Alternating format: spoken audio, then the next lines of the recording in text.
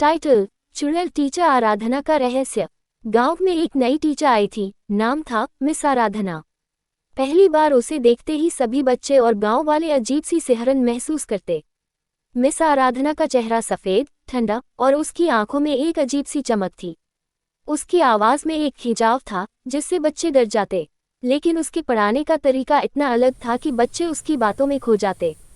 एक दिन गांव के दो दोस्त रामू और बबलू ने फैसला किया कि वो मिस आराधना के बारे में कुछ ज्यादा जानेंगे। उन्होंने सुना था कि रात में मिस आराधना स्कूल के पास जंगल में जाती है।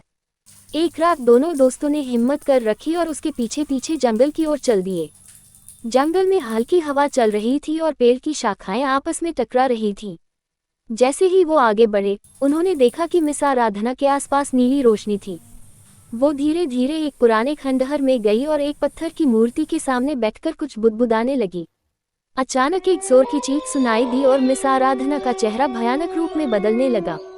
उसकी आंखें लाल हो गईं और उंगलियां लंबी हो गईं। रामू और बबलू की सांसें थम गईं। वो भागने ही वाले थे कि मिस आराधना ने पलटकर उन्हें देख लिया। यहाँ क्या कर रहे हो तुम दोनों? उसकी आवाज में गूंज थी। डर के मारे दोनों के पैर कांपने लगे। बबलू ने कांपते हुए कहा, हाँ, हम स्कूल में भूल से रह गए थे।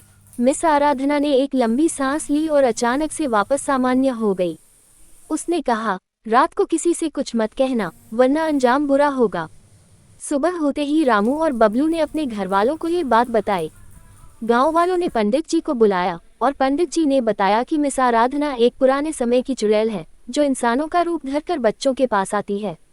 उस रात गांव वालों ने मिलकर मंत्रों का जाप किया और खंडहर को बंद कर दिया। कहते हैं उस दिन के बाद मिस आराधना गांव में कभी नहीं दिखी, लेकिन उसकी कहानी गांव वालों के दिलों में डर की तरह बस